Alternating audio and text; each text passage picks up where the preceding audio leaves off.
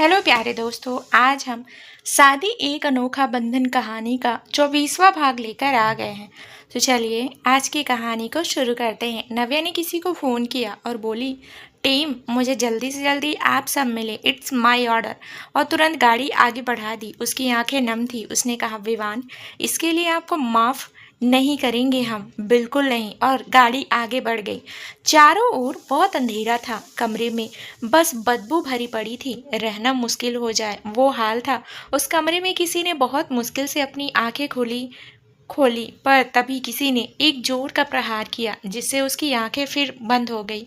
वो व्यक्ति उसे देखता और फिर बोला, इतनी आसानी से नहीं, और हंस पड़ा। वहीं नव्या एक बड़ी सी जगह पर खड़ी थी। उसने एक तेज आवाज में कहा, जय हिंद, कैसे हैं आप सब। नव्या की आवाज़ सुन उसके सामने खड़े लोगों ने भी उसी फुर्ती से उसे जवाब दिया, जय हिंद चीफ। नव्या बोली, आप सबको पता चल चुका होगा कि हमने आप सबको यहाँ क्यों बुलाया है, इसलिए इस मिशन पर हम कोई भी गलती बर्दाश्त नहीं कर सकते। ये हमारे देश के साथ साथ मुझे मेरा हर एक टीम मेंबर सही सलामत चाहिए। उसके लिए मैं अपनी जान भी लगा दूंगी। नव्या ने कहा तो एजेंट वी बोला, जी चीफ, हम भी अपनी जान लगा देंगे। नव्या ही चीफ है, ये बात कोई नहीं जानता था। नव्या ने कहा, गुड नव्या। एजेंट रघु, क्या अपडेट है। एजेंट रघु ने एक पेपर बिछाया और बोला, मैम, पता चला कि वो इंडियन अथॉरिटीज के बड़े बड़े अफसर को उठाना चाह रहा है और इनमें करीब करीब 5 को वो उठा भी चुका है। इससे हमें कोई लोकेशन नहीं लोकेट हुई। निवेदिता, पर उनके घर वालों ने कोई रिपोर्ट नहीं की। नव्या ने कहा, क्योंकि उनकी फैमिली को इस बात की कोई खबर नहीं है। उनके अपने गए तो हैं अपना फर्ज निभाने, पर असल में उनकी जान खुद खतरे में है। ये बात वो लोग नहीं जानते हैं। और सबसे बड़ी, क्योंकि उनके परिवार वालों ने कोई खबर नहीं की, और अगर होगी तो भी वो कुछ नहीं कर सकते। एक अफसर काफ़ी दिन तक नहीं आते, तो ऐसे में कोई उनकी बात पर यकीन नहीं करेगा, और अगर इन सब का मीडिया में आया तो बहुत बड़ी मुश्किल हो सकती है। इसलिए याद रहे, आपको ये काम बहुत ध्यान से करना होगा। रघु बोला, पर मैम, ये चाहता क्या है और इसने ऑफिसर्स को ही क्यों लिया है। स्वरा, ये तो बहुत जल्द पता चलेगा। फिलहाल आप सब एक काम करें। रघु, निवेदिता, आप अभी के अभी यहाँ के पुलिस स्टेशन जा, और डीएसपी अंकुश राय किसी सिलसिले से गए हैं, ये बात होनी चाहिए। और कल सुबह आप और रघु गोवा जाएंगे, बाकी आपको वहाँ बता दिया जाएगा। निवेदा, आपको नेटवर्क बहुत अच्छे पता है, तो आप पूरे शहर पर नज़र रखेंगी। ज़्यादा से ज़्यादा क्या न्यूज होनी चाहिए, ये सब आपको देखना है। साथ ही एनजीओ है एक, वहाँ पर अपने लोग लगाए, किसी को कुछ नहीं होना चाहिए। निविदा, ओके मैम। स्वरा आगे बोलती है, तब तक उसका फ़ोन बज उठा। उसने सबको एक्सक्यूज मी किया और फ़ोन लेते हुए कुछ बोलती कि तभी आवाज़ आई, ये मैं क्या सुन रहा हूँ स्वरा, आप वहाँ जा रही हैं। आप जानती हैं कि आप ऐसा नहीं कर सकती। ये ऊपर लोगों का काम है, वो लोग ढूंढ रहे हैं, और ये केस आपको नहीं दिया गया है। इसके लिए नए अफसर को अपॉइंट किया गया है। स्वरा ने शांति से बात सुनी, फिर कहा, सर एक बात कहें। सर ने बोला, क्या। स्वरा ने शांत भाव से बोली, आप किसी को भी भेजें, चाहे तो हमें निकाल दें, पर माफ़ी चाहते हैं, इस बार सिर्फ देश के लिए नहीं, हमें खुद से भी लड़ना है, और हम करेंगे, फिर हमारी जान ही क्यों ना चली जाए। स्वरा की बात सुन सर चुप हो गए। स्वरा ने फ़ोन रख दिया। स्वरा आगे बोलती, तब तक उसका फ़ोन बज उठा। उसने सबको एक्सक्यूज मी किया और फ़ोन लेते हुए कुछ बोलती कि तभी आवाज़ आई, ये मैं क्या सुन रहा हूँ स्वरा, आप वहाँ जा रही हैं। आप जानती हैं कि आप ऐसा नहीं कर सकती। ये ऊपर लोगों का काम है, वो लोग ढूंढ रहे हैं, और ये केस आपको नहीं दिया गया है। इसके लिए नए अफसर को अपॉइंट किया गया है। स्वरा ने शांति से बात सुनी और फिर कहा, सर एक बात कहें। सर ने बोला, क्या। स्वरा ने शांत भाव से बोली, आप किसी को भी भेजें, चाहे तो हमें निकाल दे, पर माफ़ी चाहते हैं, इस बार सिर्फ देश के लिए नहीं, हमें खुद से भी लड़ना है, और हम करेंगे, फिर हमारी जान ही क्यों ना चली जाए। स्वरा की बात सुन सर चुप हो गए। स्वरा ने फ़ोन रख दिया। एक हफ्ता बीत चुका था। स्वरा पूरा काम देख रही थी। ऑफिस भी विशाल और स्वरा संभाल रहे थे। राघव और रोजी भी उसके साथ थे। नेहा बच्चों के साथ उसने भेज दिया था। अब वो अकेली ही रह गई थी। आखिर क्यों उसने ऐसा किया था, कोई नहीं समझ रहा था। वो अपने कमरे में बैठी विवान की तस्वीर को हाथ में लेते हुए आंख मूंद कर खड़ी थी। वो सब पल उसके सामने आ रहे थे। अंकुश, नेहा सब पीछे छूट गए थे। कैसे लाए वो उन्हें वापस। उसकी समझ में कुछ नहीं आ रहा था। नव्या ने विवान की तस्वीर देखते हुए कहा, आप कहते हो जब जब मेरी आंखों से आंसू गिरेंगे आप उन्हें थाम लोगे। आपने ऐसा क्यों किया विवान? क्यों? मैं आपसे बहुत बहुत नाराज हूँ। नव्या ने एक बार फिर उसकी तस्वीर को सीने से लगा ली कि तभी उसे कुछ आहट महसूस हुई। उसने झट से अपनी आंखें खोल ली। वो उठी और आगे बढ़ने लगी। नव्या वर्क रूम में आ गई पर वहाँ कोई भी नहीं था। नव्या आगे आती रही कि तभी किसी ने उसे पकड़ना चाहा। नव्या पहले से तैयार थी। उसने पलटकर उसको पकड़ लिया और पास रखे पेन को उसके गर्दन पर लगा दिया। नव्या गुस्से में, how dare you to come here, अपनी ये स्किल्स एंड अपना ये जो वर्क है वो फील्ड एंड मिशन पर दिखाओ तो इट्स गुड फॉर यू। वो इंसान नव्या को हैरानी से उसे देखे जा रहा था। नव्या ने अगले ही पल उसे छोड़ा और गुस्से में देखते हुए बोली, क्यों आए हो यहाँ? वो इंसान अपना गला सहलाता हुआ बोला, मेहमानों का ऐसा स्वागत होता है? मुझे नहीं पता था। नव्या ने कहा, मेहमान दरवाजे से आते हैं, चुपके से नहीं, और वर्क रूम से बाहर चली गई। वो इंसान नव्या को देखता है और फिर बोला, कहाँ फंस गया यार, और वो भी बाहर आया। नव्या सामने चेयर पर बैठ गई। वो इंसान जैसे ही वर्ग से बाहर आया नव्या के कमरे में कदम रखता नव्या बिना देखे बोली, वहीं रहिए, इस कमरे में आप नहीं आएंगे, ये कमरा मेरा है, इस कमरे में मेरे अपनों के अलावा किसी को आने का हक नहीं है। ये सुनते ही उस लड़के ने सड़ा सा मुंह बना लिया, पर इस बात से नव्या को कोई फर्क नहीं पड़ा। उसने एक चेयर ली और बैठ गया। नव्या ने कुछ नहीं कहा तो वो इंसान बोला, तुमने मुझे मारा क्यों नहीं, सिर्फ हमला क्यों किया? नव्या ने कहा, अगर तुम्हारे सवाल खत्म हुए हो तो हम काम की बात करें। नाउ कौन है आप? उस इंसान को समझ नहीं आ रही थी कि नव्या ऐसे ही किसी अनजान पर इस तरह से हमला करने के बाद उसे इतनी शांति से सवाल करना, अगर कोई और होता तो शोर करता या अब तक कुछ तो करता, पर नव्या ने ऐसा कुछ भी नहीं किया। वो ये सब सोच रहा था कि नव्या बोली, अगर आप यहाँ आए हैं तो सिर्फ और सिर्फ अब एक ही बात है, और वो है कि आप भी इस मिशन के लिए चुने गए हैं और आप यहाँ हमसे उस केस के बारे में पता करना चाहते हैं, पर क्योंकि आप ये सब पूछ नहीं सकते थे इसलिए यहाँ तक आ गए हैं। तो अब आप आगे बोलेंगे या हम? नव्या की बात सुन वो हैरान रह गया। तभी उसके चेहरे पर मुस्कान आ गई और वो बोला, सही सुना था आपके बारे में, बहुत तेज है आप। मेरा नाम विक्रांत है। ये केस मुझे दिया गया है। जब मुझे पता चला कि आप इस पर काम कर रही हैं तो मैं यही जानने के लिए यहाँ आया। नव्या, विक्रांत, आपको जो करना है कीजिए, लेकिन अगर आप सोचते हैं कि मैं ये मिशन से वापस, वो आगे बोलती कि विक्रांत बोल पड़ा, नहीं मैं ऐसा नहीं कह रहा, बल्कि मैं तो खुद चाहता हूँ कि आप मेरे साथ मेरे साथ काम करें। विक्रांत की बात सुन नव्या उसे देखने लगी। विक्रांत ने आगे कहा, जी हाँ स्वरा, मैं जानता हूँ कि आपके लिए ये मिशन कितना ज़रूरी है, ये आपको देखकर पता चल रहा है, इसलिए मैं भी यही चाहता हूँ कि आप इससे में मेरे साथ काम करें, और इसलिए ही मैं इस तरह आपसे मिलने आया हूँ। जो लोग ये कर रहे हैं वो हमारे लोगों को, हमारे जवानों को उठा रहे हैं, और अगर उन्हें नहीं तो उनके अपनों को, और इसलिए अब उन्हें ये समझना ज़रूरी हो गया है कि वो कितना बड़ा खतरा ले रहे हैं। मुझे खबर मिली है कि उन लोगों की आपसे किसी बात की दुश्मनी है, और मैं ये नहीं जानना चाहता कि आप कैसे ये सब के बारे में जानती हैं। जिस जवान को उन्होंने उठाया वो आखिरी बार आपके साथ थे, और ये ही वजह है मुझे यहाँ आना पड़ा। विक्रांत की बात सुन सारा खामोशी से खड़ी रही, फिर एक गहरी सांस लेकर कहा, जी हाँ, थे वो हमारे साथ, और सिर्फ वो ही नहीं, बहुत से जवान हमारे उनके साथ हैं, और इसलिए अब खेल होगा। उसे लगता है कि किसी को खबर नहीं होगी, तो ये उसकी गलत सोच है। मैं उसे ढूंढ ही निकालूंगी। फिलहाल के लिए हमें अभी के अभी गोवा जाना है। गोवा? विक्रांत ने हैरानी के भाव में कहा, हाँ गोवा, आपको मेरे साथ चलना है तो आप चल सकते हैं, स्वरा ने बिना किसी भाव के कहा, और अपना सामान लेकर कमरे से निकल गई। वहीं विक्रांत उसे देखता रह गया। स्वरा और विक्रांत गाड़ी में थे। स्वरा ने कान में ब्लूटूथ कनेक्ट किया और बोली, क्या आप डेट्स है एजेंट नेवी? मैम 3-4 लोग हैं, ऑल और वेरी वियर्ड मैम। वहाँ से नेवी की आवाज़ आई, शॉट हिम ऑल, स्वरा ने शांति से कहा। वॉट? विक्रांत हैरानी से बोला, पर स्वरा ने कोई ध्यान नहीं दिया और अगले ही पल गाड़ी तेजी से बढ़ा दी। ये आपने किसको मारने को कहा है स्वरा? और ऐसे हम कैसे किसी को भी नहीं मार सकते, ये हमारे असूलों के खिलाफ है, और आपने उन्हें शूट का ऑर्डर दे दिया। स्वरा, मैं ये नहीं होने दे सकता, विक्रांत ने अपनी बात रखते हुए कहा। मिस्टर विक्रांत, आप बोल रहे हैं कि हम भी एक अफसर हैं। फिलहाल आप गोवा जाने की तैयारी करें। ना जाने क्यों वो आगे कुछ बोल ही नहीं पाया।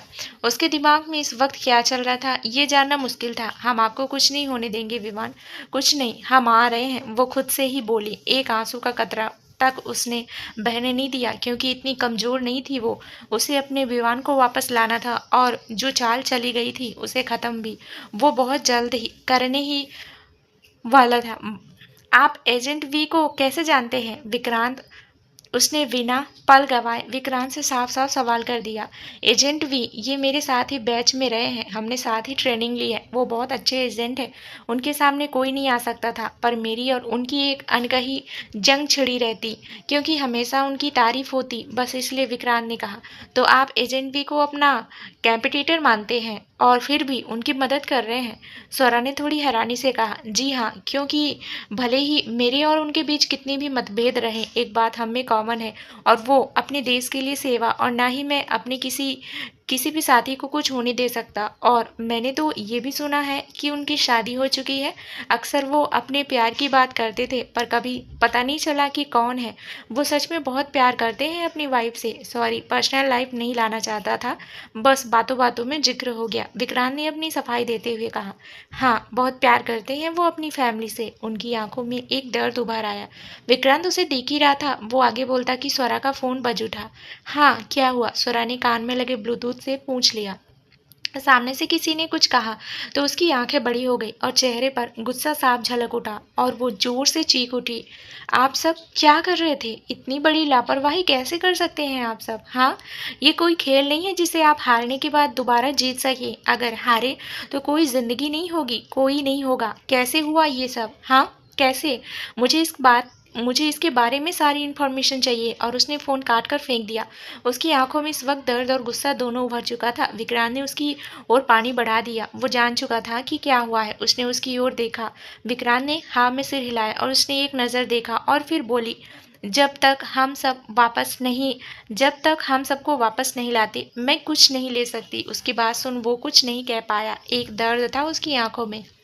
नव्या ने खुद को संभाला और कहा, हमें जल्दी से एनजीओ चलना होगा, अभी इसी वक्त। नहीं, आप नहीं, मैं जाऊंगा वहाँ आप गोवा जाइए। इस वक्त वहाँ आपका होना भी जरूरी है। एक एक पल कीमती है इस वक्त। मैं देखता हूँ, आप वहाँ जाइए। विक्रांत की बात सही थी, इस वक्त वो कोई भी रिस्क नहीं ले सकते थे। उसने हाँ में सिर हिलाया। विक्रांत गाड़ी से उतरा और कहा, आप ध्यान रखना, वी सेव एजेंट स्वरा, मैं आपको यहाँ की अपडेट्स देता रहूंगा। नव्या ने हाँ में सिर हिलाया और गाड़ी आगे बढ़ा दी। विक्रांत देखता रहा, फिर उसने गाड़ी बुलाई और एनजीओ की ओर निकल गया। नव्या गाड़ी बहुत तेज चला रही थी। उसके मन में एक तूफान उठ चुका था। वो मन नहीं वो मन नहीं मन वो मन ही मन में बोली, ये नहीं करना था। हर बार माफ़ किया, पर इस बार नहीं, बिल्कुल नहीं। उसकी आंखें गुस्से से भर उठी। एक बार फिर गाड़ी ने अपनी रफ्तार तेज कर ली। अंधेरे में किसी ने अपनी आंखें खोली। वो बहुत मुश्किल से होश में आया था। उसने इधर उधर देखा, पर कोई नहीं था। शायद सब गए हुए थे। उसे अपने सिर पर बहुत तेज दर्द हो रहा था, आंखों से पानी बह रहा था, लेकिन वो कुछ नहीं कर सकता था। उसने बहुत मुश्किल से आवाज़ देने की कोशिश की, पर उसकी आवाज़ अंदर ही रह गई। बहुत तेज दर्द एक बार फिर उठ चुका था कि एक आवाज़ उसके कानों में पड़ी। क्या हुआ? कोशिश कर रहे हो यहाँ से निकलने की, पर तुम्हें निकलने की कोई ज़रूरत नहीं, क्योंकि बहुत जल्द तुम्हें कुछ ऐसा मिलेगा कि तुम सोच भी नहीं सकते। और एक बार फिर उस अंधेरे कमरे में उसकी आवाज़ गूंज उठी। वहीं विक्रांत अपनी टीम के साथ एनजीओ पहुंचा तो वहां का नज़ारा देख उसकी आंखें गुस्से से भर उठी। उसने अपने एक साथी से कहा, देखो अंदर बाकी कौन है, सब पता करो, एंड कैमरा यहाँ है तो उसे भी लेकर आओ। विक्रांत की बात सुन वो साथी हाँ में सिर हिलाते हुए अंदर की ओर बढ़ जाता है। विक्रांत सब और देखता है तो सब बिखरा पड़ा हुआ था। देखकर साफ पता चल रहा था कि वहाँ क्या हुआ है। उसकी आंखों में गुस्सा था। तभी एक औरत वहाँ आई, शायद वो बच गई थी। विक्रांत ने उसे बैठाया, उसे भी चोट आई थी। विक्रांत ने उसे पानी दिया और कहा, आप ठीक है? वो औरत विक्रांत को देखती है और बोली, वो ले गए सर, वो ले गए, हमने बहुत कोशिश की पर वो ले गए सर, बचा लीजिए सर उसे। वो औरत रोने लगी। एजेंट वी, ये सब कैसे हुआ और किसको लेकर गए हैं वो ये एनजीओ पर? उसने ऐसा क्यों किया? विक्रांत ने कहा, सर ये एनजीओ का पहले काम अम्मा करती थी, पर अभी कुछ साल पहले उनकी मृत्यु हो गई, और तब यहाँ के डीएसपी अंकुश राय और विवान काम कर रहे थे। हालांकि अंकुश की वाइफ 2 साल से इस एनजीओ पर काम कर रही थी और वो लोग उनको ही ले गए हैं। एजेंट वी ने अपनी बात कही तो विक्रांत हैरानी से उसे देखने लगा। उसने तुरंत कहा, क्या क्या कहा आपने? एजेंट वी, विवान और अंकुश? क्या आप जानते हैं इन्हें? सर, एजेंट वी ने विक्रांत से पूछा। क्या मुझे विवान कपूर की सारी डिटेल्स चाहिए? राइट, विक्रांत ने अपनी बात कही। एजेंट भी बस उसे देखता रहा। वहीं विक्रांत एक गहरी सोच में डूब चुका था। नव्या गोवा आ चुकी थी, पर कहाँ जाना था ये पता नहीं था। वो जानती थी कि उसका यहाँ आना खतरों से भरा होगा, पर वो अपने विवान के लिए हर खतरा ले सकती थी। वो आगे बढ़ी कि तभी एक आदमी ने उसे रोक दिया। नव्या ने उसे देखा तो वो बहुत बूढ़ा था, चलने में भी उसे कोई परेशानी हो रही थी। नव्या कुछ बोलती कि वो आदमी बोल उठा, बेटा क्या तुम मुझे मेरे घर छोड़ दोगी? असल में तुम देख रही हो ना, रात हो गई है और मैं दवाई लेने गया था, पर वहाँ डॉक्टर के यहाँ इतना वक्त लग गया पता नहीं था। और अब कब से टैक्सी की तलाश में हूँ, पर कोई मिला भी नहीं। तुम दिखी तो तुम्हें रोक लिया। उसने अपनी परिस्थिति नव्या को बताते हुए कहा। नव्या गाड़ी से उतरी और उस बूढ़े व्यक्ति के पास आते हुए बोली, कोई बात नहीं काका, चलिए मैं आपको छोड़ देती हूँ। शुक्रिया बेटा, उन्होंने नव्या को देखकर मुस्कुराते हुए कहा। नव्या ने उन्हें गाड़ी में बैठाया और उनका एक झोला जो उनके हाथ में था वो उन्हें दे दिया। वो बस हल्का सा मुस्कुरा दिए। नव्या गाड़ी में बैठी और वो लोग निकल गए। काका ने एक नज़र देखा और फिर सामने देखने लगा। रात गहरी हो चुकी थी। काका शांत से बैठे थे कि नव्या ने उन्हें देखते हुए कहा, काका आप इतनी रात को अकेले क्यों आए थे? नहीं, मेरा मतलब है कि आपके घर में कोई और नहीं है जो ये सब करता, आपका बेटा या बहू? नव्या की बात सुन काका ने उसे देखा और हल्के से मुस्कुरा उठे और बोले, था बेटा, मेरा भी परिवार था, बेटा था जो मेरे से बहुत प्यार करता था। जान था मैं उसकी, पर किसी की नज़र लग गई और मेरा बेटा ही मेरे से नफ़रत करने लगा। मैंने उसे बहुत समझाने की कोशिश की, पर वो मेरी एक नहीं सुना और मेरी शक्ल तक नहीं देखना चाहता वो। और ये सब जिसने किया उसे मैं बहुत जल्दी समझाऊंगा। काका ने बहुत अजीब तरीके से कहा। नव्या एक पल उनको देखने लगी। काका ने नव्या को कहा, बेटा मेरा घर आ गया। नव्या ने हाँ में सिर हिलाया और गाड़ी रोक दी। काका गाड़ी से उतरे और मुस्कुराकर कहा, धन्यवाद बेटा, बहुत जल्द ही तुमसे फिर मिलेंगी, और वहाँ से चले गए। नव्या उनकी बात समझने की कोशिश अभी कर ही रही थी कि उसका फ़ोन बज उठा। नव्या ने फ़ोन देखा तो विक्रांत का था। नव्या ने फ़ोन उठाया और बोली, जी एजेंट विक्रांत बोलिए, आप डीएसपी अंकुश राय को जानती हैं? विक्रांत ने अपना सवाल तुरंत कर डाला। वो हमारे भाई हैं। नव्या बहुत शांति से ये बात कही। क्या? विक्रांत लगभग चौंकते हुए बोला, क्या अपडेट्स है वहाँ? वो दो लोगों को लेकर जा चुके। पूरे एनजीओ में उन्होंने सिर्फ उन्हें ही क्यों ले जाना था? अगर वो चाहते तो इतने सारे लोगों के बेहाल पर वो कुछ भी कर सकते थे, पर इस वो उन दोनों को ले गए। विक्रांत ने कहा, वो किसको ले गए हैं पता चला? नव्या जैसे डर रही थी। एक मिनट, विक्रांत ने कहा और अपने साथी को आवाज़ लगाते हुए बोला, प्रमुख किसे ले गए हैं वो? नव्या का दिल जोरों से धड़क रहा था। एक अनकहा डर उसे सताने लगा था। वो जो नहीं चाहती थी सच हो। उसने बहुत हिम्मत से विक्रांत से पूछा, कौन है? उसकी आवाज़ में एक कंपन साफ महसूस की जा सकती थी। वो विक्रांत अपनी बात पूरी कर पाता कि नव्या को अपने पीछे कुछ पुलिस की गाड़ियाँ की आवाज़ आई, जिससे उसका ध्यान उस ओर गया। मैं आपको फ़ोन करती हूँ, और अपना फ़ोन काट उसने गाड़ी रोक दी। पुलिस की गाड़ी नव्या की गाड़ी के सामने आकर रुकी और उनमें से कुछ अफसर बाहर निकले। नव्या उन्हें देख रही थी। वो नव्या की गाड़ी के बिल्कुल पास पहुँच चुके थे। जी इंस्पेक्टर, क्या हुआ? नव्या ने उस इंस्पेक्टर से पूछा। हमें आपकी गाड़ी की तलाशी लेनी है, मिस इंस्पेक्टर ने कड़े स्वर में कहा। उसकी बात सुन नव्या को थोड़ी हैरानी सी हुई। पर हुआ क्या इंस्पेक्टर? और मैं तो आज ही किसी काम के सिलसिले से गोवा आई हूँ, नव्या ने कहा। पर हमारे पास वेरिएंट है आपकी गाड़ी की तलाशी का। बताया जा रहा है कि दिल्ली से आ रही लाल रंग की जीप DL 01 BP 2001 ये आपकी ही गाड़ी है ना? इंस्पेक्टर ने पूछताछ करते हुए कहा। जी हाँ, ये मेरी ही गाड़ी है इंस्पेक्टर। पर वो आगे बोलती कि इंस्पेक्टर ने उसकी बात काटते हुए कहा, हमें तलाशी लेने दीजिए मिस। उसे देख वो इतना तो समझ चुकी थी कि आगे बहस करने का कोई इरादा नहीं है और वो कहीं ना कहीं एक बड़ी मुसीबत में फंस चुकी है। नव्या गाड़ी से उतर गई। तलाशी लो, इंस्पेक्टर ने अपने साथ खड़े हवलदार से कहा।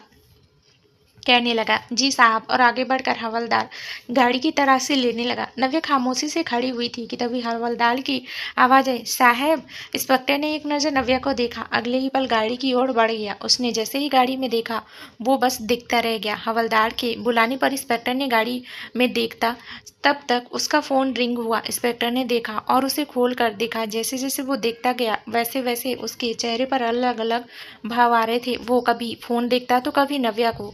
नव्या उसे इस तरह देखते हुए उसके पास आई। क्या हुआ इंस्पेक्टर? सर कीजिए ना चेक। क्या मिला आपको? नव्या हल्की सी मुस्कान के साथ बोली। ये वो हकलाते हुए बोला। कुछ भी तो नहीं है सर, आप आराम से देख सकते हैं, उसने कहा।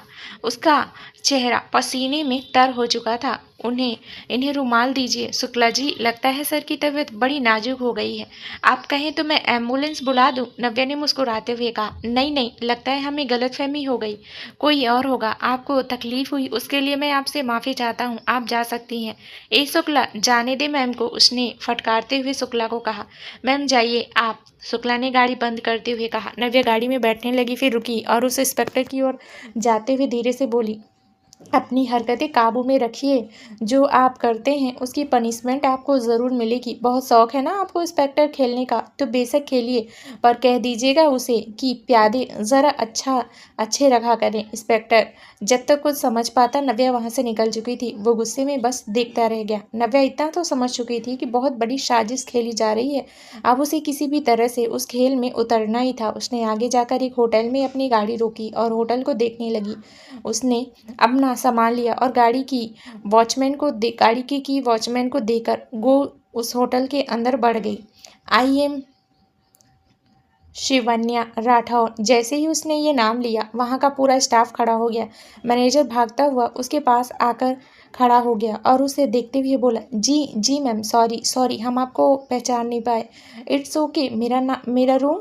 नव्या ने उसे पूछते हुए कहा। आइए मैम, मैं आपको ले चलता हूँ, उसने नव्या का बैग लेते हुए कहा। नव्या ने हाँ में सिर हिलाया और उसके साथ कमरे में चल पड़ी। मैनेजर ने उसे कमरा दिखाया, उसका सामान रखकर वहाँ से चला गया।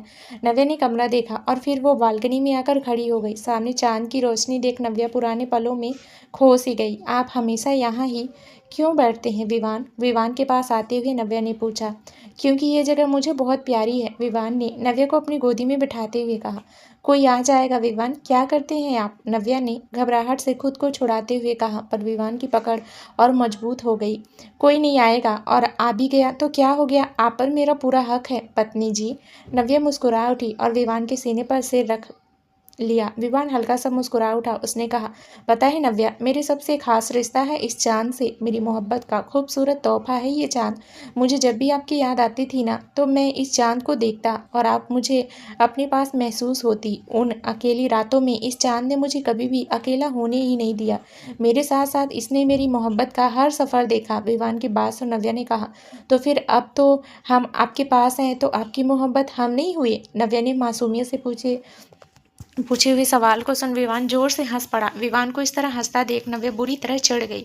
वो जैसे ही उठने लगी, विवान ने उसे पकड़कर अपनी ओर खींचा, जिससे वो एक बार फिर उसके सीने से लग गई। छोड़ो हमें आप, नव्या ने कसमसाते हुए बोली। पर विवान ने अपनी पकड़ और मजबूत कर ली। वो चांद मेरी मोहब्बत ज़रूर है, पर चांद भी चांदनी के बिना अधूरा है। और नव्या के कान पर अपने होंठ रख दिए।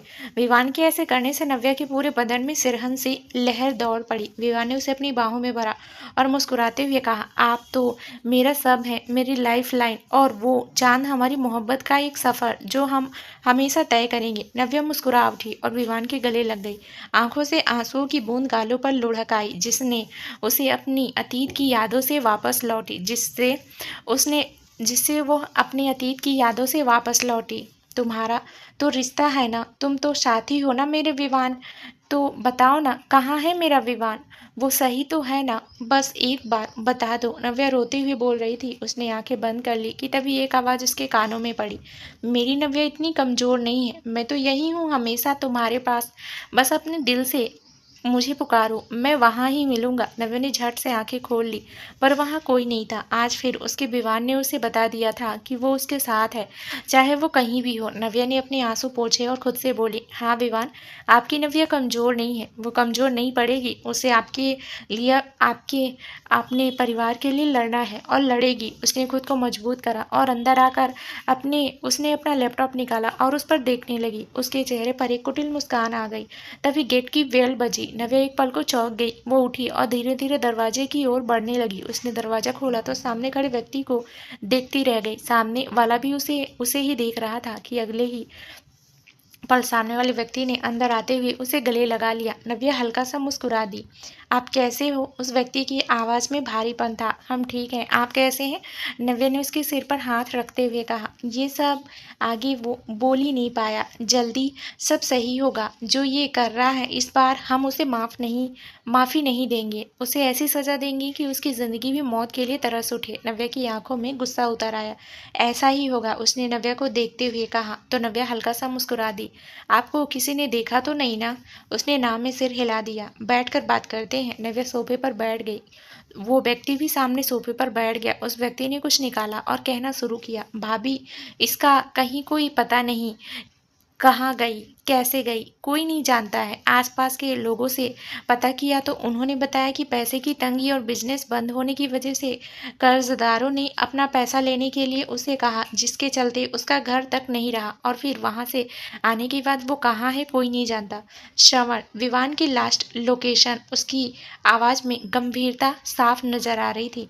भाभी, ये ही बात मुझे समझ नहीं आई। विवान का घर से निकलने के बाद से ही उसका फोन अचानक से बंद हो गया और हमारी टीम ने जब पता लगाया तो पता लगा कि विवान को किसी भी मिशन के लिए अपॉइंटमेंट किया ही नहीं गया है।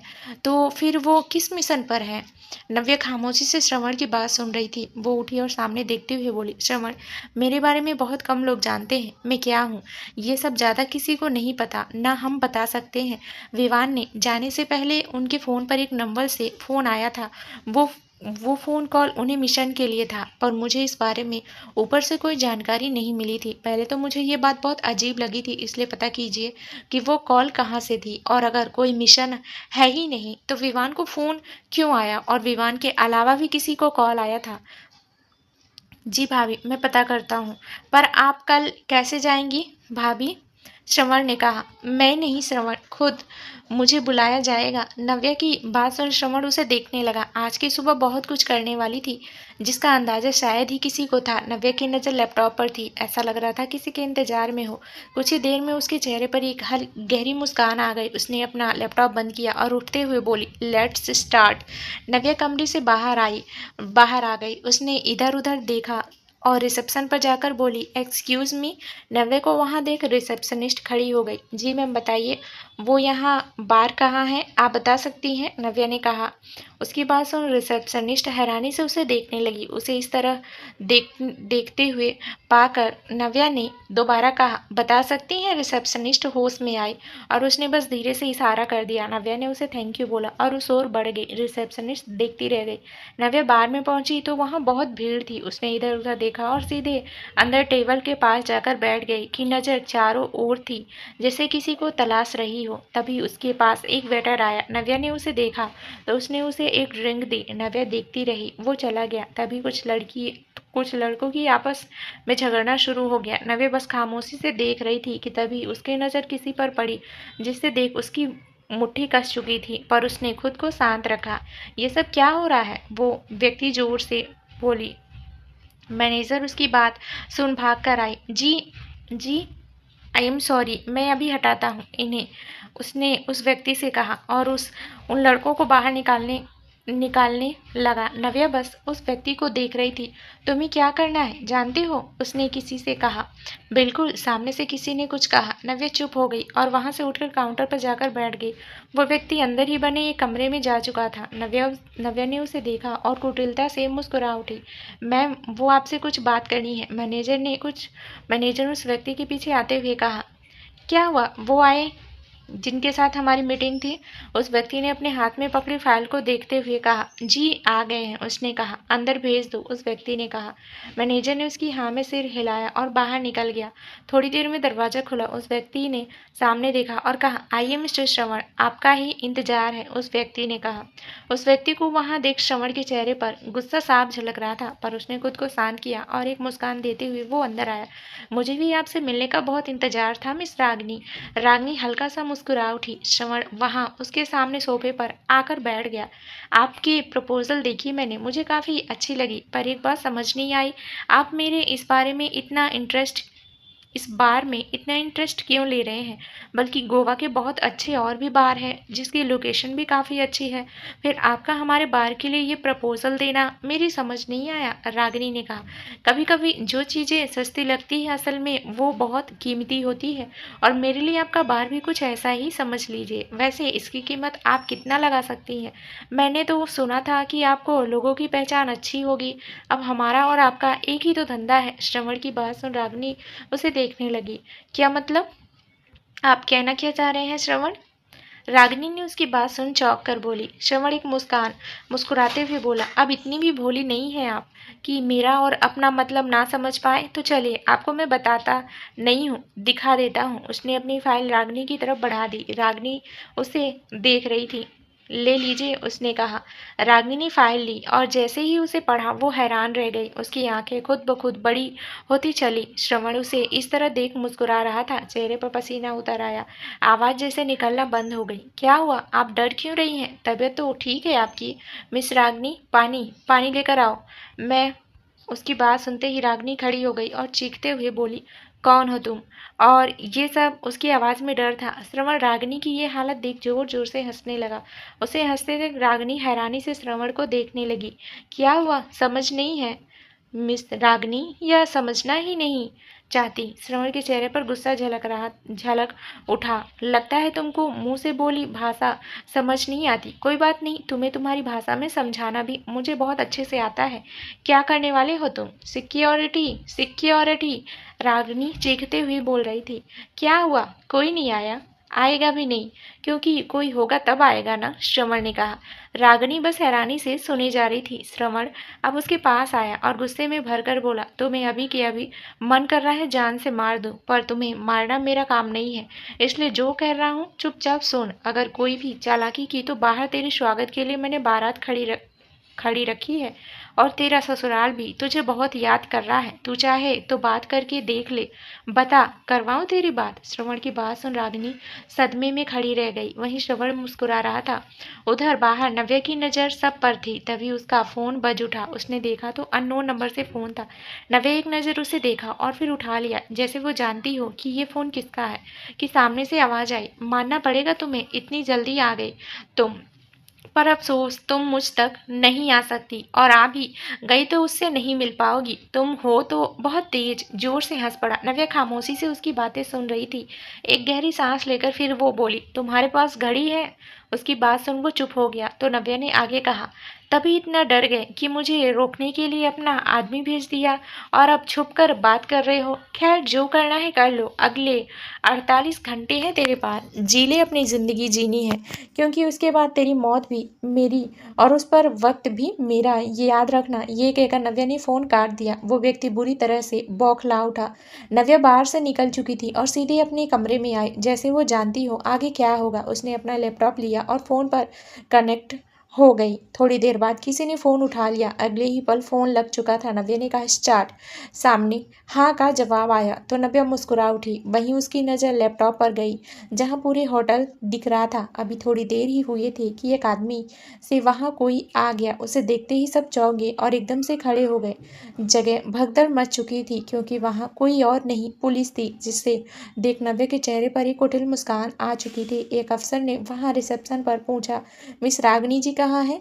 सब जी जी, वो आगे बोलती की आवाज़ आई, मैं यहाँ हूँ सर। उसकी बात सुनते ही सब उस ओर देखने लगे। वहाँ रागिनी खड़ी थी। उसे देख नव्या की आंखों के सामने एक बार फिर गुस्सा उतर चुका था। कैसे भूल सकती थी वो कि उसी औरत ने उसके विवान की जान लेनी चाहिए थी। एक बार फिर उसकी आंखों के सामने वो नज़ारा घूम गया। आपको मेरे साथ चलना होगा, रागिनी को आता देख इंस्पेक्टर ने कहा। जी चलिए, रागिनी ने कहा और इंस्पेक्टर के साथ चल दी। उसे जाते देख नव्या बोली, देखते जाओ आगे क्या होता है, उसने कहा और सामने देखने लगी। तभी उसका फ़ोन बज उठा। उसने देखा तो फ़ोन विक्रांत का था। नव्या ने तुरंत फ़ोन लिया। हाँ बोलो, नव्या ने कहा। नाम पता चल गया है जिन्हें वो लोग ले गए हैं, विक्रांत ने जैसे ही कहा। नव्या की धड़कनें एक बार फिर से तेज हो गई। एक डर उसके सामने पनपने लगा। कौन है? नव्या ने विक्रांत का इंतजार करते हुए कहा। मन में कहीं ना कहीं एक डर था। विक्रांत ने खामोशी के साथ कहा, अंकुश की वाइफ नेहा और उसके साथ उनके बच्चे भी हैं जिन्हें वो ले गए। नव्या ने जैसे ही सुना उसके हाथ से फ़ोन छूट के गिर चुका था। उसे कुछ भी सुनाई नहीं दे रहा था। गुस्सा उसकी आंखों में भर चुका था। वो जोर से चीख उठी। उसकी चीख इतनी भयानक थी कि विक्रांत जो वहाँ से सुन रहा था वो भी बस सुनता रह गया। नव्या की आंखों के सामने सौभाग्य, निकुश और नेहा घूमने लगे। उसने तुरंत फ़ोन उठाया और जोर से बोली, अफसर, मुझे उस एनजीओ से रिलेटेड सब कुछ चाहिए। उनके आने से पहले क्या हुआ, वो कहाँ गए थे सब, और कौन आया, किसने, कितने आए थे। मुझे एक एक इन्फॉर्मेशन चाहिए। ये सब सिर्फ आपके या मेरे लिए उन छोटे से बच्चों की ज़िंदगी का सवाल है और मुझे एक भी ज़िंदगी के साथ गलत नहीं चाहिए। वो अगर उन्हें लेकर गए होंगे तो गाड़ी से कोई ना कोई तो पता कीजिए।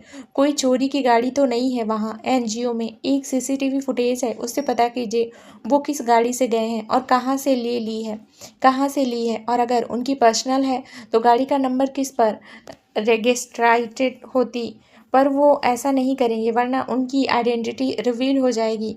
वो बिल्कुल नहीं चाहते होंगे, इसलिए हो ना हो ये चोरी की होगी। तो शहर की हर एक चोरी की वो जगह देखो जहाँ देखा जाए जहाँ से गाड़ी लेकर जा सकते हैं।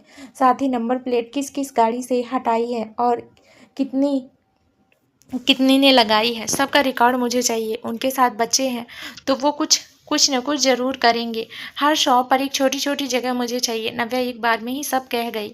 विक्रांत बोला, आप फिक्र मत कीजिए स्वरा, उन्हें कुछ भी नहीं होगा। मैं किसी को कुछ नहीं होने दूंगा, चाहे मुझे मेरी जान भी क्यों ना देनी पड़े। पर वो नेहा और बच्चों को कुछ नहीं कर पाएंगे। आप वहाँ देखिए। विक्रांत ने ये कहकर फ़ोन रख दिया।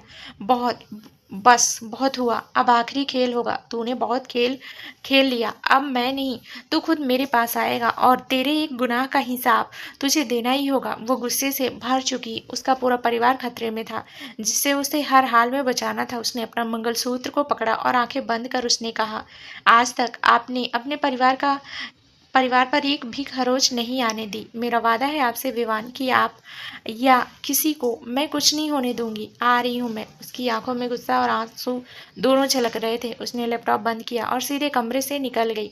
कोई और भी था जो नव्या के पीछे निकल चुका था। नवी, रघु, ऑल आर राइट नाउ, एक आवाज गूंजी जिससे सुन वो चारों अलर्ट हो गए। चारों, जय हिंद चीफ। नवी, अभी के अभी वॉन के लास्ट लोकेशन और लास्ट उनकी बात किससे हुई पता करो। साथ ही साथ शहर के डीएसपी अंकुश राय के लास्ट लोकेशन कब की थी पता कीजिए। वो तीनों हैरान रह गए। अंकुश का नाम सुन वो कुछ बोलते कि उनकी बात को समझते ही नव्या ने जोर से कहा, जल्दी कीजिए। एंड एक बात रघु आपको करनी है। रघु ने कहा, बोलिए चीफ। नव्या सामने ही देखने लगी। रागनी को एक जगह लाया गया, वो जगह देख गुस्से में श्रवण से बोली, ये तुम ठीक नहीं कर रहे हो, बहुत गलत कर रहे हो। जानते नहीं हो मैं कौन हूँ। तुम कौन हो ये बात मैं बहुत अच्छे से जानता हूँ और तुम्हारी इन फालतू धमकियों से मुझे कोई फर्क नहीं पड़ेगा। श्रवण ने कहा, तुम्हारा वो हाल करूंगी कि तुम 100 बार सोचोगे कि किससे पंगा लिया है। रागनी गुस्से से भरकर बोली बोली ही थी कि तभी जोर से दरवाजा खुलने की आवाज आई। रागनी की नजर उस ओर चली गई। वहीं श्रवण मुस्कुरा उठा। रागनी अभी तक समझने की कोशिश कर ही रही थी कि एक आवाज आई, कहा था ना मेरे परिवार से दूर रहना, कहा था ना दूर रहना, कहा था अगर एक भी तकलीफ उन्हें आई तो तेरा वो हर्ष करूंगी कि तू सोच भी नहीं सकती। पर नहीं, तुझे समझ नहीं आता, तुझे तेरी ही भाषा में समझाने आई हूँ।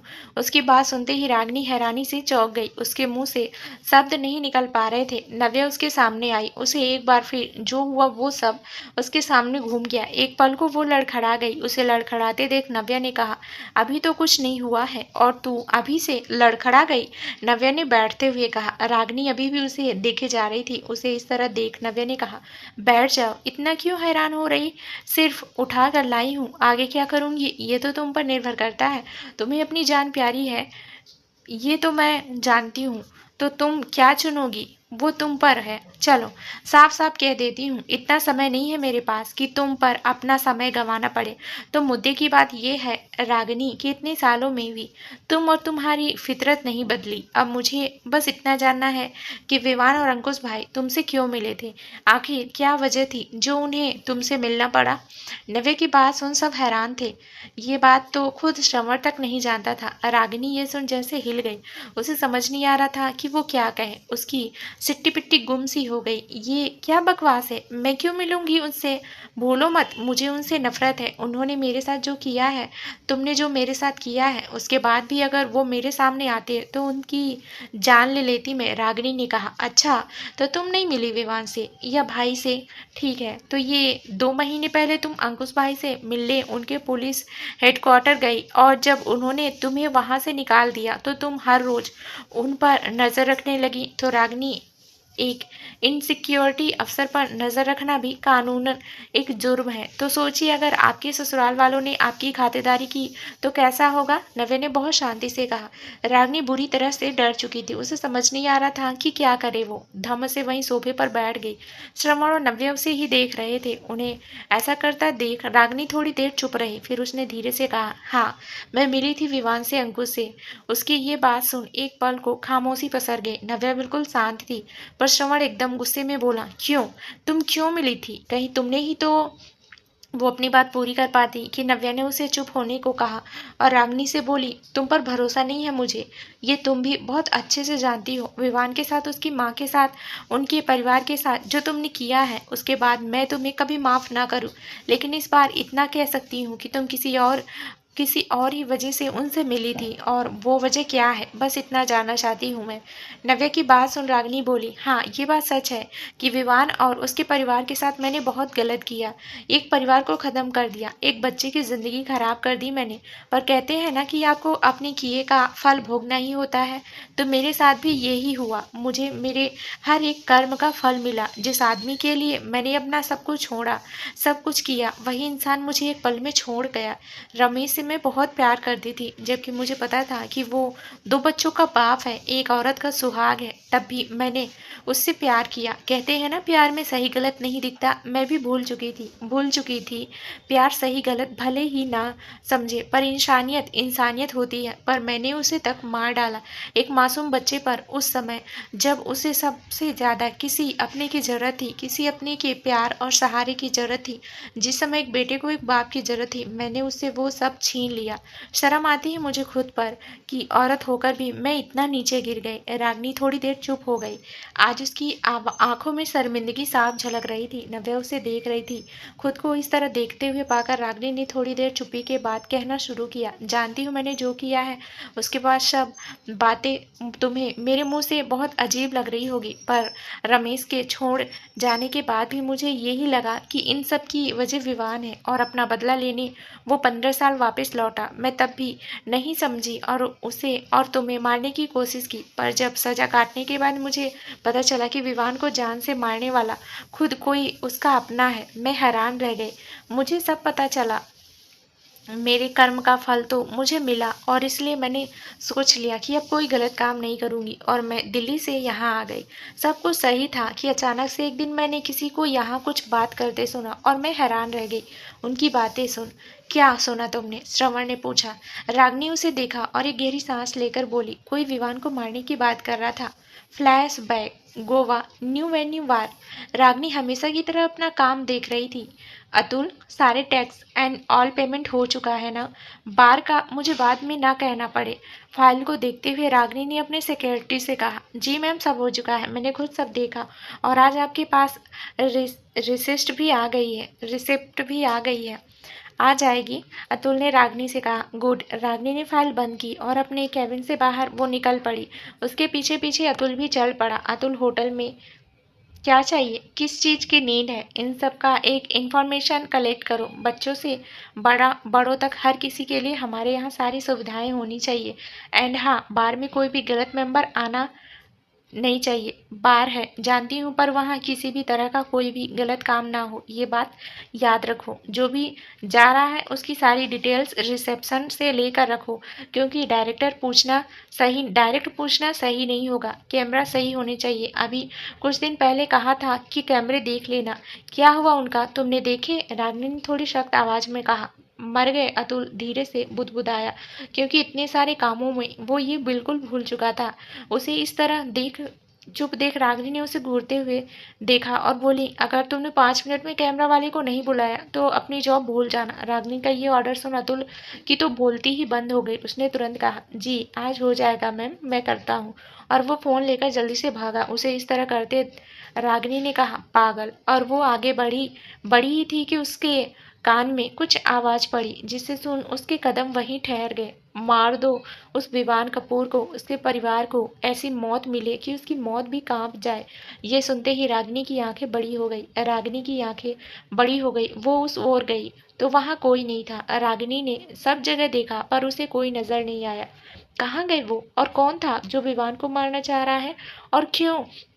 अपने आप से ही सवाल करती रागिनी परेशान हो उठी। उसने तुरंत अतुल को बुलाया। मैम, बस कर ही रहा हूँ। अतुल को लगा कि रागिनी कैमरा के बारे में कहने आई है। उसकी बात काटते हुए रागिनी बोली, मुझे बार में आए लोगों की लिस्ट चाहिए। उसने कहा। एक बार को अतुल उसके चेहरे पर आई परेशानी को देखकर देखता रह गया। उसे समझ आ चुका था कि बात कुछ तो बहुत बड़ी और परेशानी से भरी है। उसने तुरंत कहा, जी रागिनी मैम, मैं लेकर आया, आप चलिए। रागिनी ने उसे देखा और वहां से चली गई। कौन है वो जो विवान को मारना चाहता है? रागिनी के दिमाग में यही सवाल घूम रहा था। मुझे किसी से तो बात करना होगा, उसने खुद से कहा। कि तभी अतुल लैपटॉप लेकर आ कैबिन में आ गया। मैम, ये रहा फुटेज, उसने वहीं पास में टेबल पर रखते हुए कहा। रागिनी ने लैपटॉप लिया और उसकी फुटेज देखने लगी। 2 आदमी थे। देखने में वो लोग आम नजर आ रहे थे। उनकी बातें तो सुनी नहीं पा रही थी रागिनी, पर जो उसने सुना वो सब उसके दिमाग में कौध रहा था। उसने लैपटॉप बंद कर दिया कि तभी उसके सामने पानी का गिलास किसी ने किया। रागिनी ने देखा तो अतुल था। मैम, पानी पी लीजिए और आराम से सोचिए। अतुल, इस वक्त आराम ही तो नहीं है, किसी की जिंदगी का सवाल है। मैम, किसकी जिंदगी का सवाल है? रागिनी की बात सुन अतुल ने उससे सवाल किया।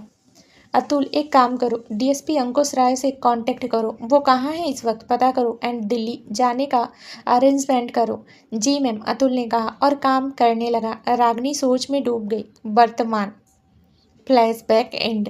उसके बाद मैं यहाँ आ गई। उन लोगों तक जब तक पहुंच पाती मुझे पता चला कि उन्हें मार दिया गया है। मैं ये सब जानकर इतना तो समझ चुकी थी कि बहुत बड़ा कोई खेल है जो खेला जा रहा है। उसके बाद मैं बहुत बार कोशिश तक की मैं विवान या अंकुश से बात कर पाऊँ, उन्हें समझा पाऊँ, पर ना ही विवान मेरी सुनने को तैयार था ना अंकुश। और इसमें गलती उनकी है भी नहीं। जो पाप मैंने किए हैं उसके बाद मेरे पर वो विश्वास कर पाए, ये होना संभव है। और इसलिए मैं वापस आ गई, क्योंकि ये सब शुरू यहीं से हुआ था। तो मैं यहीं से सब घर नज़र रखने लगी। तो 3 महीने तो सब सही रहा। फिर विवान का एकदम से गायब हो गया। मैंने जब पता लगवाया तो पता चला कि विवान की आखिरी लोकेशन यहीं की है। तो मेरे आदमियों ने उसे ढूंढना शुरू कर दिया और आज एक जगह उसकी होने का एक प्रमाण मिला है। मैं वहां जाती कि श्रवण की मीटिंग आ गई। मैं ये नहीं करने वाली थी, लेकिन जब पता चला कि इनका कोई ना कोई रिश्ता है विवान से, तो मैंने ये मीटिंग रखी। और कुछ जान पाती उससे पहले तुमने मुझे अरेस्ट कर लिया और अभी तुम्हारे सामने हूँ। रागिनी अपनी बात कहकर चुप हो गई। ये झूठ है। खुद को बचाने के लिए तुम ऐसा कर रही हो। जब तुम्हें पता लगा कि तुम पकड़ी जाओगी तो ये नई कहानी रच रही हो, पर हम तुम्हारी किसी भी कहानी में नहीं आएंगे। श्रवण ने गुस्से से रागिनी को देखते हुए कहा। नव्या सोफे से उठी और दरवाजे की तरफ देखने लगी कि कुछ ही देर की खामोशी के बाद उसने कहा, ठीक है, मैंने तुम पर विश्वास किया। उसकी बात सुनते ही श्रवण हैरानी से उसे देखने लगा। रागिनी के चेहरे पर एक मुस्कान आ गई। वो बोली, थैंक यू नव्या, तुमने तो मेरे पर विश्वास किया, थैंक यू। नव्या कुछ नहीं बोली कि श्रवण उसके पास आया और बोला, भाभी, ये आप क्या कर रही हैं? इस पर विश्वास कर रही हैं आप? इस औरत पर जिसने आपके विवान को मारने की कोशिश की, उस औरत पर आप विश्वास कैसे कर सकती हैं? नहीं भाभी, हम इस औरत पर कोई भरोसा नहीं कर सकते। अभी जेल। वो आगे बोलता कि नव्या बोल पड़ी, मैंने इस पर कोई विश्वास नहीं किया है श्रवण, और ना ही मैं भूल सकती हूँ कि इसने मेरे विवान के साथ क्या किया है। लेकिन अपने विवान को ढूंढने के लिए अगर ये मुझे पहुंचा सकती है तो मैं बस इसे एक चांस दे रही हूँ। और अगर इस बार इसकी एक बात भी झूठी निकली तो इस बार इन्हें सजा नहीं बल्कि मैं खुद ऐसी मौत दूंगी जो ये सोचना भी नहीं चाहती होगी। श्रवण नव्या की बात सुन चुप हो गया। नव्या, नहीं नव्या, इस बार किसी को दर्द नहीं देना चाहती। लोगों को तकलीफ चोट सब करके देखा, पर इन अंधेरी रातों में जब सोचा सब है, सुकून मिलेगा, तब नींद ही नहीं आई। जो लोग आपको अपनों के संग वक्त बिताना चाहते हैं, लेकिन मुझे वो वक्त ही नहीं मिल पाया, इसलिए अब कुछ अच्छा करना चाहती हूँ, शायद अब सुकून मिल पाए। कहाँ का पता मिला है? नव्या ने बिना भाव के कहा। अतुल को बुलाना होगा मुझे, अगर तुम्हें ठीक लगे। श्रवण, अतुल को लेकर आओ। हमारे पास वक्त नहीं है, नव्या ने कहा। श्रवण ने हाँ किया और वहां से चला गया। एक बात याद रखना रागनी, मेरा परिवार मेरे लिए सब है। अगर मेरे परिवार को लेकर तुमने एक बार भी कुछ गलत करने का सोचा भी, तो मेरे से बुरा कोई नहीं होगा। नहीं नव्या, अब वक्त ही तो नहीं है मेरे पास, तो बस अब एक बार कुछ अच्छा कर सकती हूँ तो ज़रूर करूँगी। नव्या उसे देखती रही, फिर वहाँ से चली गई। रागनी देखती रह गई। दिल्ली में विक्रांत ने नेहा को ढूंढने के लिए पूरी जान लगा दी थी। बीतते वक्त के साथ साथ डर भी बढ़ता जा रहा था। नव्या को उसने सारी इन्फॉर्मेशन दे दी थी, सब जगह उसकी तलाश हो रही थी, पर अभी तक उनका कोई अता पता नहीं था। शहर में बाकी नाकाबंदी करवा दी गई थी। बस ट्रेन, हवाई अड्डा, सब जगह भारी पुलिस बल तैनात था, क्योंकि इतना तो पता था कि वो लोग जहाँ भी गए हैं, वो उसी सबको शहर से बाहर निकलना ही होगा। क्या पता चला? विक्रांत ने पूछा। सर, मैंने हर एक दुकान, छोटी से छोटी, बड़ी से बड़ी, सब जगह पता किया, पर किसी ने भी कोई ऐसा सामान नहीं खरीदा बच्चों के लिए। उनके साथी ने कहा। सर, मैंने भी नंबर प्लेट और चोरी की गाड़ियों के बारे में पता किया, पर ऐसा कोई भी नहीं आया जिसने चेंज या गाड़ी ली हो। Seat they all all are very smart, पर अगर उन्हें ऐसा लगता है तो उनकी बहुत बड़ी गलतफहमी है। विक्रांत को सोच ही रहा था कि तभी उसके सामने एक एम्बुलेंस गुजरी। शायद प्लांटेशन था किसी का, तो जल्दी में थी कि तभी विक्रांत एकदम से चौंक गया। उसने अपने साथी से कहा, निकुंभ, एनजीओ के आसपास कितने हॉस्पिटल्स हैं? सर, करीब 10 से 15। ग्रेट, एक काम करो, तुम और प्रेशा पता करो कि कितनी एम्बुलेंस हैं जो वर्क पर हैं। मुझे उन सारे ड्राइवर्स की डिटेल्स चाहिए, अभी की अभी। Come on fast. Okay sir. Nikumbh और प्रेशा वहाँ से चले गए। तुम्हें तो मैं ढूंढ ही लूँगा। और सामने देखने लगा। मैम, यहाँ से करीब 5 किलोमीटर दूरी पर दिखा है विवान सर की लोकेशन। ये जंगल एरिया है, वहाँ ज़्यादा लोग नहीं जाते। लैंड माइन का एरिया है वो, इसलिए लोगों को जाने की परमिशन नहीं होती। बहुत मुश्किल है उस जगह जाना, और विवान सर का वहाँ होना बहुत अजीब है। मुझे इस एरिया का ब्लूटूथ फ्रेंड चाहिए। श्रवण, टीम को बैकअप के लिए तैयार करो। उस एरिया के फॉरेस्ट डिपार्टमेंट को कांटेक्ट करो। साथ ही 1 घंटे में हम निकल रहे हैं। श्रवण, आप यहाँ रहकर पुलिस और बाकी सबको ठीक टाइम पे लेकर आएंगे, क्योंकि आंखों देखी ही बात सच लाना होगा। मीडिया भी वहाँ होनी चाहिए, क्योंकि सिर्फ विवान को नहीं, जिन जिन को इसमें फंसाया गया है वो आगे ना हो। नहीं भाभी, आप अकेले नहीं जाएंगी। मैं आपको अकेले नहीं जाने दूंगा। आपकी जान खतरे में नहीं डाल सकता मैं।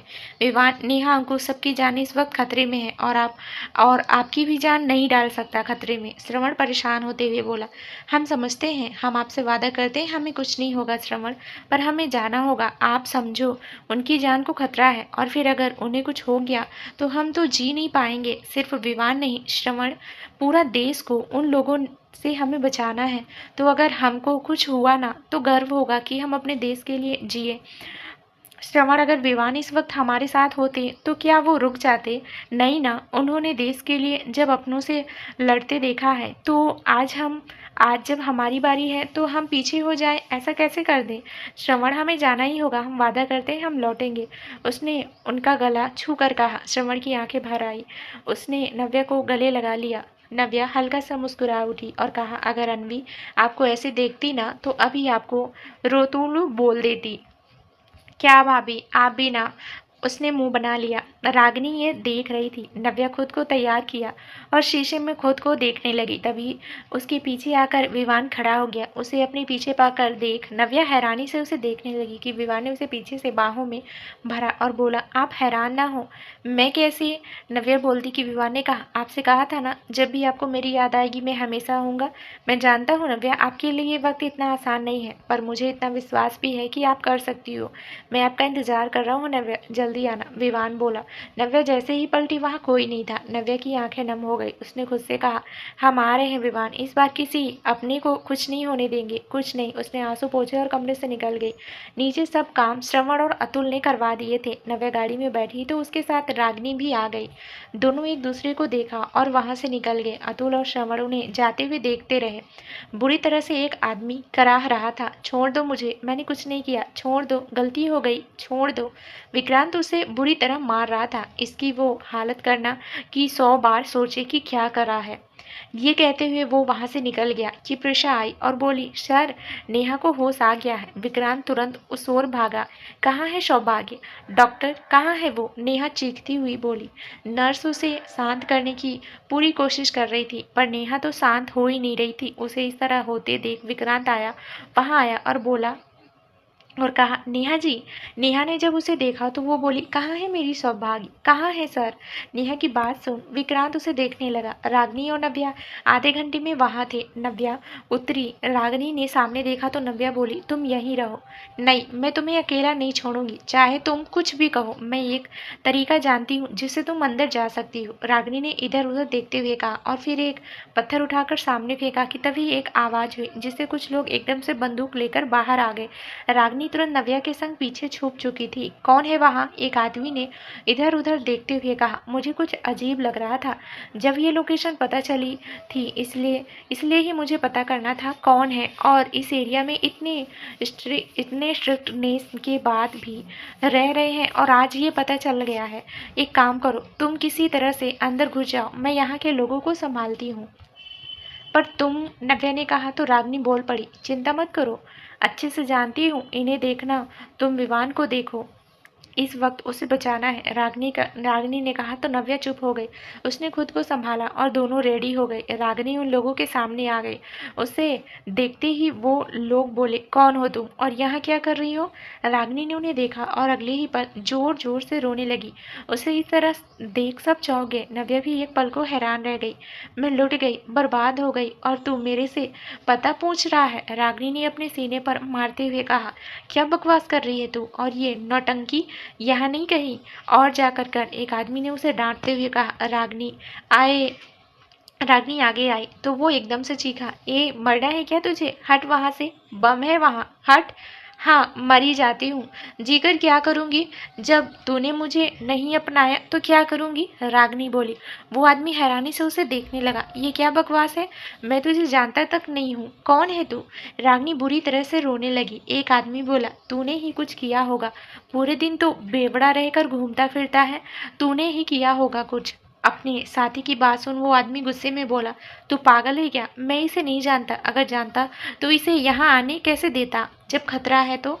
निकालो इसे। वो लोग उस आदमी की बात सुन रागिनी के पास आकर जैसे ही उसे धक्का दिया, नव्या उसे पकड़ते उसे पहले किसी और ने उसे थाम लिया। सब लोग उसे देखने लगे। रागिनी ने उसे देखा तो सामने अतुल को देख उसके होश उड़ गए। अतुल भी रागिनी को देखने लगा। नव्या ने देखा सबकी नज़र उन पर है तो वो चुपके से अंदर घुस गई।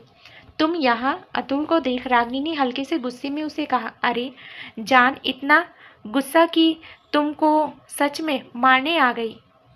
ऐसा नहीं करते ना, चलो मैं तुम्हें न्यू साड़ी दिलवा देता हूँ। अतुल ने रागिनी को गले लगाकर कहा। उसे ऐसा करता देख रागिनी की धड़कनें एकदम से बढ़ गई। उसने घूरते हुए उसे देखा। अतुल ने उसका हाथ पकड़ा और कहा, जान, वो अंदर गई, मैं अभी उसे ट्रेन में छोड़ कर आया हूँ। अतुल की बात सुन रागिनी पहले तो उसकी बात समझने की कोशिश की, फिर उसे समझ आया कि अतुल क्या कह रहा है। उसने इधर उधर देखा तो नव्या वहाँ नहीं थी। उसे देख रागिनी को तसल्ली हुई। उसने मन ही मन कहा, आपसे आज तक खुद के लिए मांगा है, आज नव्या और विवान की सलामती दे दो। अतुल ने उसे लेकर थोड़ा दूर आया कि रागिनी ने उसे देखा। वो कुछ बोलती कि अतुल ने उसे गुस्से में देखते हुए कहा, आप समझती क्या है खुद को मैम? क्या समझती है? क्या सोच के आप उनके सामने आ गई? वो कोई खिलौना नहीं था जो आप ऐसा कर रही थी। अगर मैं नहीं आता तो आप। वो बोलते बोलते रुक गया। रागिनी आज पहली बार अतुल को गुस्से में देख रही थी। इससे पहले कभी उसे गुस्से में नहीं देखा था। अतुल को जब एहसास हुआ तो उसने कहा सॉरी मैम, पर उसकी नाराजगी साफ दिख रही थी। वो जाने लगा कि रागिनी ने कहा ओह साड़ी तो दिलवाओ। उसकी बात सुनते ही अतुल के चेहरे पर मुस्कान खिल उठी। वहीं रागिनी भी मुस्कुरा दी।